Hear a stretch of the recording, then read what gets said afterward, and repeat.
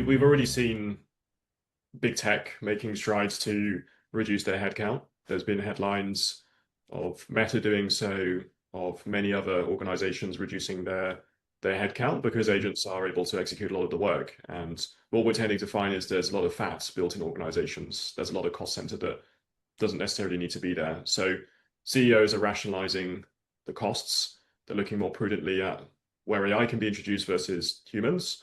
And Anthropic have released some fantastic reports in the change and shift of labor markets, particularly within white-collar roles, traditional knowledge workers, how that's going to change and morph over time. The more the breadth of the value you can deliver, the more sustained and embedded you'll be, the better job security you'll have, and also the more value you'll be able to add cross-functionally. Business are moving from silos to cross-functions, and skill stacking is now one of the most prudent things. It's not about being an expert engineer, an expert salesperson, and an expert lawyer. It's having the 30% to know what the strategy should be, and then the agents to able to you to mobilize that strategy and give you the depth where maybe you have the breadth. I mean, there's two core avenues to acquiring the experience. Avenue A is driven by the leadership of the organization.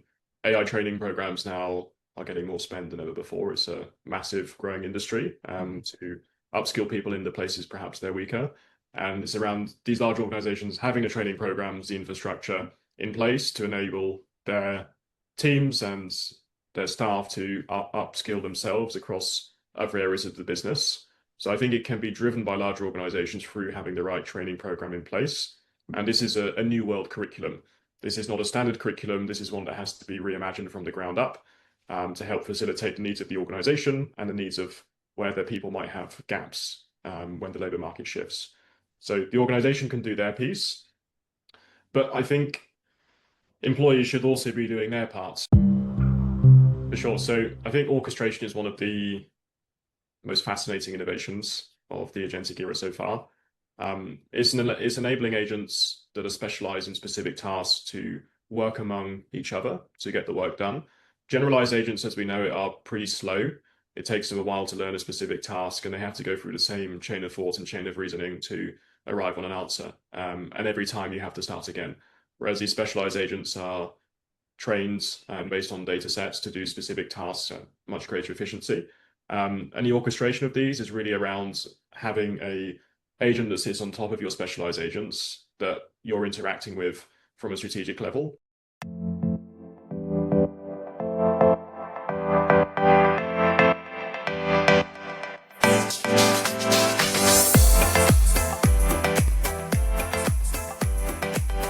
Welcome to the AI Adoption Podcast.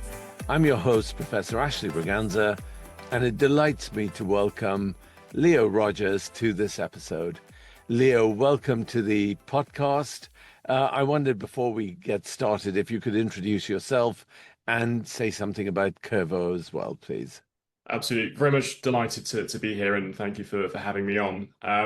I'm the co-founder and CEO here at Curvo, and best way of thinking about us is as the real-time execution layer for sales teams. So enabling those that are in meetings to course correct high-stakes moments insofar as providing suggestions on what questions to ask, how to navigate certain objections, and giving sellers the intel so that they can course correct in those moments that perhaps are going off-piste. I've been building software companies for the past 5 years. I did computer science, then I became a commercial UX designer, and then embarked on the endeavors of building a software development agency from the ground up, building over 100 SaaS products in 4 years for some large banks, had some government contracts amongst numerous high-growth startups that are going to product market fit and beyond, and equally spun out a marketplace using AI to connect brands with fashion influencers. And directly that all led me to becoming quite invigorated with sales, passionate about the space, and wanting to solve the intrinsic challenges of the middle third of reps who are typically stuck, stagnant, and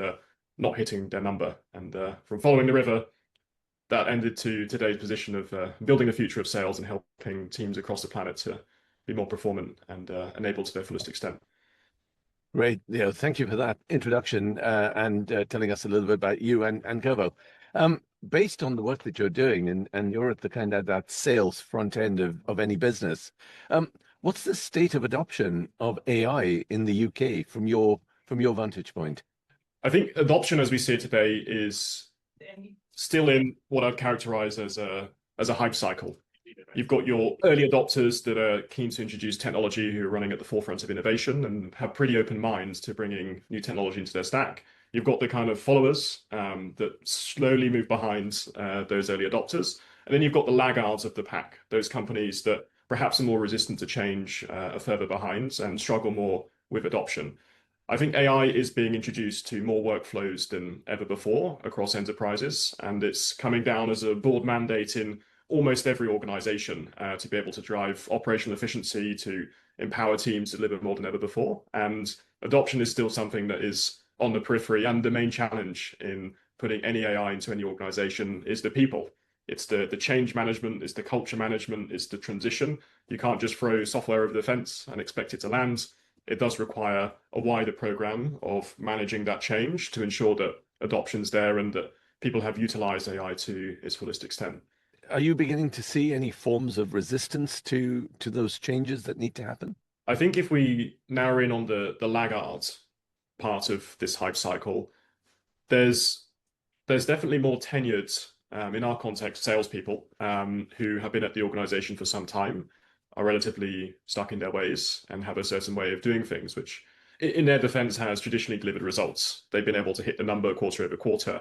And because the output is there, the input is never really managed, scrutinized, or analyzed by leadership because the macro is being delivered and the KPIs are being hit.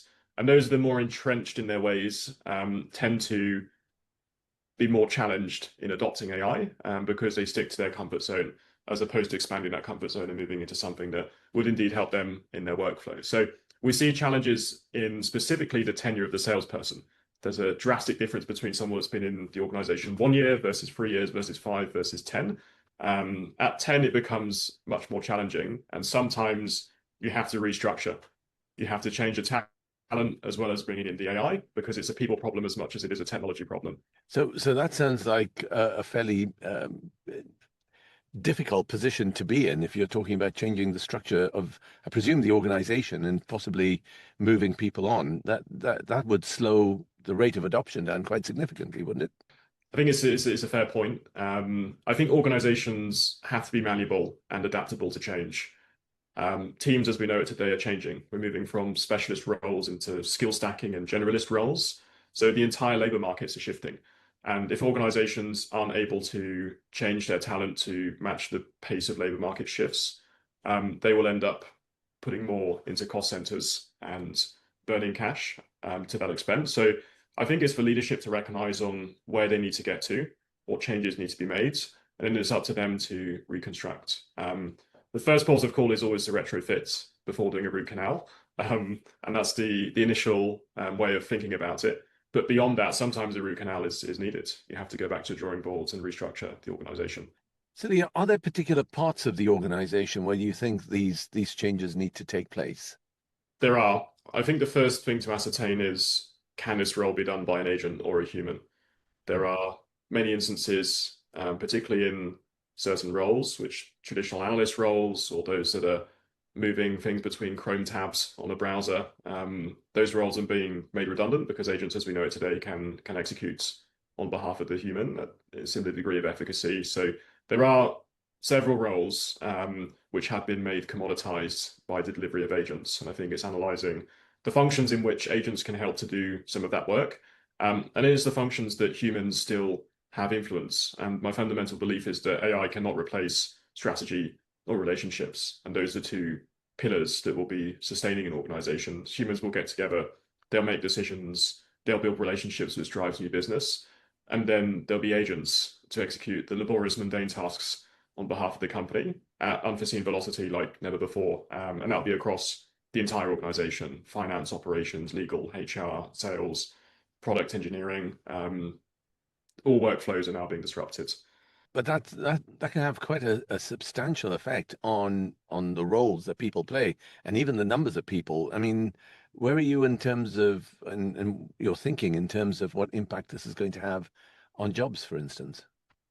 Sure. I mean, we've already seen big tech making strides to reduce their headcount. There's been headlines of Meta doing so, of many other organizations reducing their their headcount because agents are able to execute a lot of the work. And what we're tending to find is there's a lot of fat built in organizations. There's a lot of cost center that doesn't necessarily need to be there. So CEOs are rationalizing the costs. They're looking more prudently at where AI can be introduced versus humans. And Anthropic have released some fantastic reports in the change and shift of labor markets, particularly within white-collar roles, traditional knowledge workers, how that's going to change and morph over time. So I think it's for the organization to plan 5 years into the future. From where we are today to that point, how will roles change in the organization? What's going to be agentic driven? What's going to be human driven? And of those humans, what skills do we need?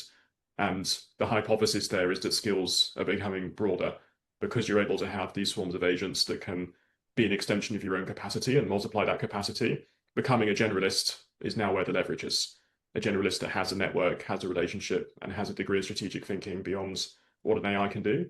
Now, that's not discounting this moral question, which is potent in today's economy. People are worried about AI taking everyone's jobs and getting to this position, this dystopian position where we have universal income.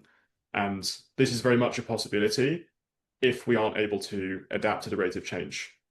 Humans have always had to adapt to change, moving from agriculture to the Industrial Revolution, where we all moved into cities, then we moved into services, then high tech. There's always been these colossal shifts in how humans have delivered to the labor markets. And it's about those individuals looking at what's their career prospects for the next 10, 20 years, how can they become more general, which areas are going to be sustaining, or it's looking at other areas where they could potentially lend value. And I think having that forward-looking lens and forward planning, and as opposed to running away or burying your head under a rock, is to embrace it with open arms and move towards the direction of travel that is an inevitable thing that is happening and is already underway.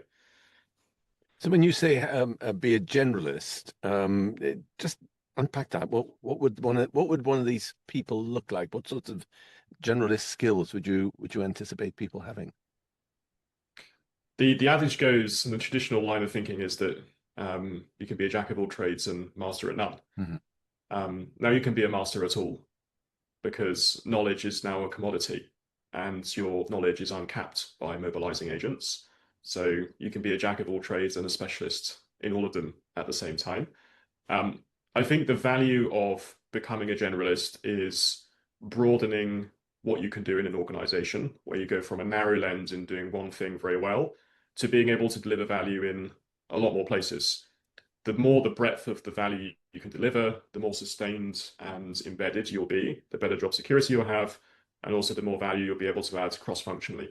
Business are moving from silos to cross-functions, and skill stacking is now one of the most prudent things. It's not about being an expert engineer, an expert salesperson, and an expert lawyer.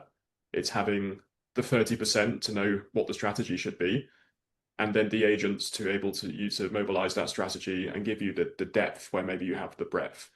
And people that lean into becoming generalists and using agents to their advantage will have much more leverage in the change of labor markets and the shifts, because now humans go where they need it. And we're seeing more change than ever before. So you have to be adaptable and you have to have numerous strings to your bow, be a Swiss Army knife, so that you can be mobilized where you can lend value in the organization. But if you've got someone who, and I fully understand what you're saying, but if you've got someone who understands at a higher level a particular topic or a particular subject area or some part of the organization, and then they're interacting with a set of agents who are suggesting they do take certain lines of action or take a certain course of decisions, how will they have sufficient depth of knowledge to be able to know whether the agents are advising them to take the right decision, or how would they think critically, I guess, about what their interaction is with the agents? I think that's down to the exposure that they've had. So the humans will still need to ascertain what good is and how to both measure and determine a quality output coming from an agent. And they are still dictating the strategy fundamentally. Agents today are smart, but humans still have edge on strategy and directionally putting them in the right line of travel. So humans will still need the strategy. They will need to have experienced and done the thing before, even manually, to know, okay, these are the sequential series of steps to execute this thing. this is how it's worked in the past. This is where I've done it before. This is where it hasn't worked. So you've got both your gut reaction, but you've also got a level of intuition to scrutinize and analyze the quality of the agentic output. I Hmm. think the challenge there is if you mobilize an agent to do something that you've never encountered before, that's where you'll have a gap. So if you ask an agent as a non-designer to design you a prototype, you're still going to have the inability to determine if it's a good design or not. The design patterns are structured, if the design system's robust, if it aligns to the wider brand language, that still requires the foundational essence of understanding. So there will still need to be this gate where the humans are determining high quality. And that means that I guess those that are in roles need to have exposure. I've been fortunate to have exposure through entrepreneurship, which means you do everything all of the time across every function. And that's become intrinsically useful because there isn't many things that you don't do. Whereas if you're in a large organization, there's all of these support functions, you have people around you where you don't really know what they're doing on a day-to-day, you just know that it gets done.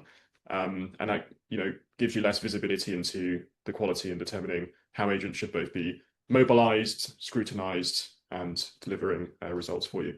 I'd like to pursue this one a little bit further because I think this is an absolutely fascinating conversation. And I agree with you as well, where you talked about, people needing to get experience. But if you've got someone in a larger organization who isn't able necessarily to get that experience for the reasons that you've said, in a big organization, you can't do everything. You've got to rely on people in different roles, different parts of the organization who do their particular specialist piece. Um, how would someone go about getting that kind of experience? I'm just trying to square the circle here. Yeah. So I think there's two core avenues Mm. to acquiring the experience. Avenue A is driven by the leadership of the organization. AI training programs now are getting more spend than ever before. It's a massive growing industry to upskill people in the places perhaps they're weaker. And it's around these large organizations having the training programs, the infrastructure in place to enable their teams and their staff to upskill themselves across other areas of the business. So I think it can be driven by larger organizations through having the right training program in place. And this is a new world curriculum. This is not a standard curriculum. This is one that has to be reimagined from the ground up to help facilitate the needs of the organization and the needs of where their people might have gaps when the labor market shifts. So the organization can do their piece, but I think employees should also be doing their part and not taking for granted the organization and expecting them to do everything for them. You can do side projects. You can learn from yourself. It's easier than ever to build a prototype, to launch a business, even if it's non-monetary and just as a way of a learning exercise. The barrier to entry is lower than ever before. So those that aren't tinkering on the weekends or out of hours will fall behind because that experimentation is where you get the learning. So I would say it's two tracks. It's taking it into your own hands and doing what you can progressively to do projects to learn and to, horizontally expand your skill set without relying on your org. And then it's to be lobbying inside your organization if there isn't already a training program in place for this change management to be brought in, a larger transformation project, and a program that can deliver the change over the next 5 years. It seems to me what you're describing is almost a mirror of what you were saying almost at the start of this conversation, which is there are people who are kind of at the leading edge, and not just organizations, but there are individuals, people who are at that leading edge. There are some who are following, and from what you're saying, there are, as with organizations, individuals are kind of lagging behind just in terms of being a bit fearful of the technology, not doing the experimentation that you were talking about. You can always begin to see that there are parallels between the organizations in terms of AI adoption and also people more generally. But thank you. I found this really insightful, just in terms of understanding how individuals can begin to cope with some of the changes that are coming through. These laggard organizations, Leo, from the work that you've done with companies, I don't want you to name any, okay? But what are some of the characteristics of these organizations that are lagging behind? There's a number of characteristics. Firstly, if you profile the type of companies that fit the bill here, typically they've been around a long time. So they've been around a few decades and they've had their initial success. They've gone past the 5-year mark of making the business successful, and it's been growing in a linear, steady fashion over that time because they've hit the right wave, which for software companies was this entire SaaS wave. They've done it at the right time. They've seen such remarkable growth without much risk. And over that time, there's been this degree of complacency that's been instilled in the leadership. Their motivations have moved from growth at all costs to like preservation of their own family's wealth, which is a different mandate to, okay, let's grow this company as fast and as far as we can. And what typically happens with those companies is they get to a certain stage where their EBITDA is reasonably good, and they have a multiple on it, and then they get acquired by private equity. Soon as private equity comes in, that's really where the value creation starts, because it goes from this complacent operating model to one where you've got institutional backers that need to squeeze a lemon in the cycle between where they are and flipping the company again in 2 or 3 years. And that's where we traditionally see that when they acquire the company, they have this laggard tech stack. They have reps maybe that are 10 years in tenure that are coasting and still using their black books rather than the CRM or modern systems. And that's where the change starts to happen, because there's suddenly this mandate to grow. There's suddenly this mandate to optimize efficiency. And there's a big reconciliation to their tech stack that goes on where they need to make changes fast in order to ensure that the company isn't losing market share. And I think as we've seen it, SaaS in some verticals has been a cottage industry. Mm-hmm. And because the barrier to entry of launching software companies has reduced, each category has got more fierce with competition. And as the competition heightens, those incumbents that have existing market share, that starts to get eroded over time. Their market share starts to get attacked from multiple angles. And if they fail to innovate, they will eventually be overtaken by their peers that are starting up in the last year. That ultimately the best product wins, so they will overtake them. So I think it's a position of complacency that means they're a laggard. Doesn't necessarily mean they're doing anything wrong. It's just that they're not innovating at the rate and the pace of the market. And you have to be either at the same rate of the market or over exceeding. If you're not over exceeding the market, your growth is going to be marginal and limited. If you're at the same pace as the market, you'll be able to hold on for dear life to your existing market share and book a business. So I think those are some of the characteristics. And then when you get to big companies like Fortune 500s, mm-hmm. You've got red tape, you've got compliance, you've got legal, you've got bureaucracy, and that's then what slows them down. So when the company becomes a behemoth, it turns into a slow-moving oil tanker, where you get a ton of great people in these companies that are hungry for change, that want change to happen in innovation. They're even lobbying and putting their own careers on the line to make change happen. But it's just symptomatic of the structure of them, why things move so slow. And they're in a different league of change management versus those that have just got complacent. And this is really interesting, because if you look at where AI is going, then the whole development of robots and robotics is coming along. Is it possible that we're talking about humanoids and robots as being part of the answer to overcoming this lagging behind and this ability to shoot ahead and stay ahead in terms of competitive advantage?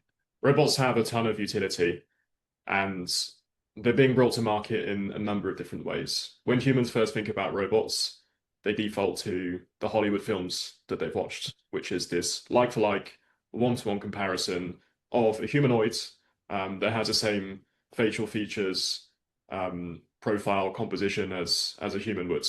And those are great as this utopian future vision of having a personal robot. But I think the use cases for those are heavily constrained. The robots at the moment that are actually being most impactful on value creation are ones that don't look like a human. They could look like a spider. They could have 6 legs rather than 2 legs. They might not have any hands. They might just have a pincer. So robots that are working and adding value at the moment, in this context where we're not yet at AGI, you can't just release robots into the wild and have them learn for themselves and figure out how to do everything. You have to give them a specialized task, a specialized mission, and have them do that at the current level of technical capability. So seeing great examples of like a bricklaying robot that's able to lay bricks at the rate of five humans. And that is simply it doesn't have legs. It just slides up and down, putting bricks on the wall. And that's an example of building a utilitarian robot for a specific task that's designed to facilitate doing that task as fast as possible. We've all seen the videos on YouTube where you've got a humanoid robot that has to unload the dishwasher. Yeah.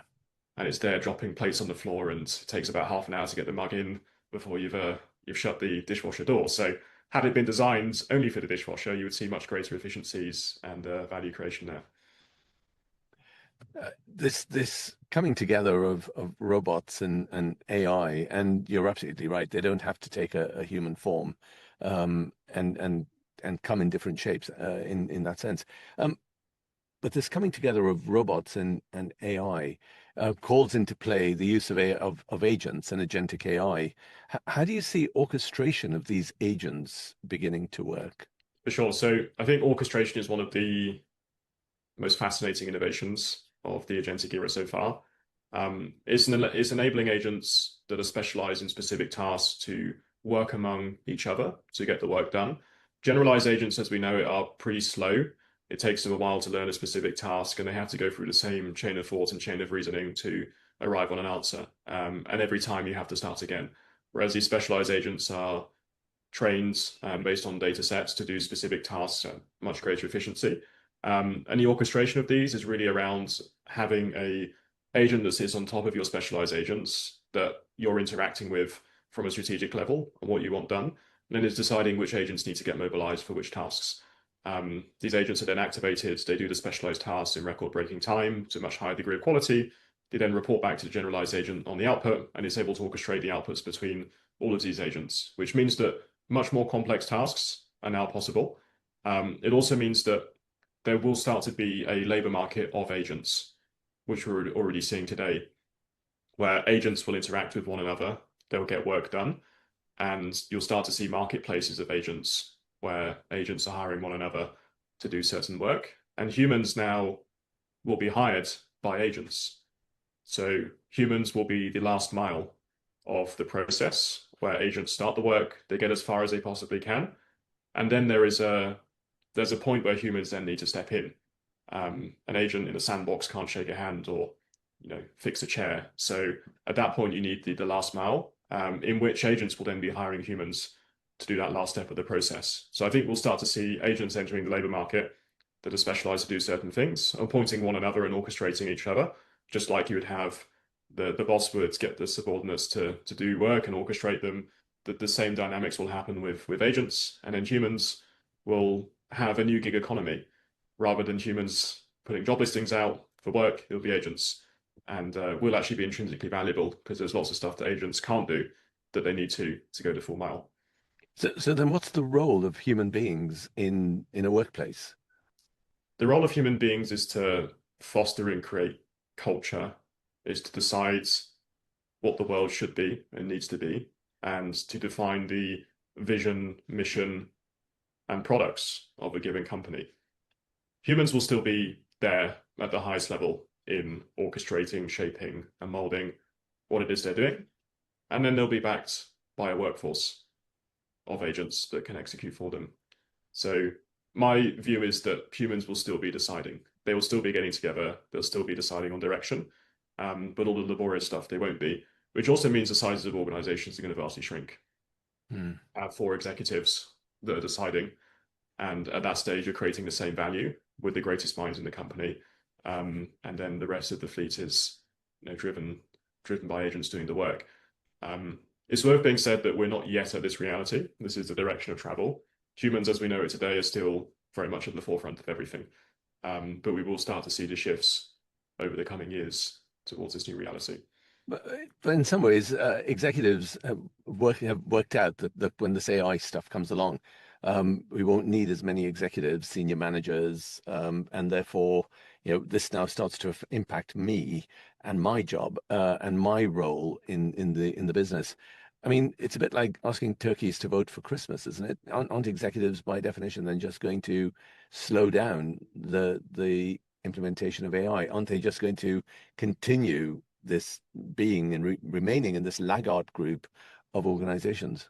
Executives are needed for checks and balances, as with anything. If you leave AI to a single madman on his own devices, you're going to get a Terminator-style outcome. So we need checks and balances. You need difference of opinion. You need people to share their view. So I think there'll still need to be these forums, these councils, these board meetings, however they're structured, for humans to get together to deliver their moral compass, because agents don't have empathy. Humans do. Agents' judgment would be geared up to be entirely commercial, and that's not always the right way of making and framing decisions. So I think there'll be a role for some executives, middle managers, definitely not. The executives that are there that delivering strategic direction will stay. But then there'll be a shift towards other roles. So I see it as just being malleable in the sense that other roles will be created, other roles will be closed, and we'll just see that transition, much like we did when we moved from farming into factories. Leo, what a fascinating conversation, particularly with someone who's really at that kind of leading cutting edge of AI in terms of the services that you're providing organizations. You've covered a whole range of topics. I mean, everything from kind of where adoption is at the moment and making that differentiation between those who are leading, those who are following, and then this group of laggards, but also making the very important point of the transformation that organizations are going to have to go through. And as you know, as a professor of organizational transformation, this is a story very close to my own heart. And I think you're absolutely right. Organizations are going to have to go through a significant amount of change in order to genuinely benefit from AI, and particularly as we've been talking about towards the end, agentic AI. But I think your insights into the actual nuts and bolts of how this might play out in terms of jobs, in terms of work, in terms of where people are going to be positioned. I think you've given some really deep insights into how this is going to play out, and I really admire that kind of clarity of thinking in terms of what you've done. So thank you so much for being on the AI Adoption Podcast. And as ever, I would like to thank my listeners as well. If I could ask you to please subscribe or follow the podcast, I would very much appreciate that. But Leo, thank you so much for being on the AI Adoption Podcast. Pleasure. Thanks for having me on.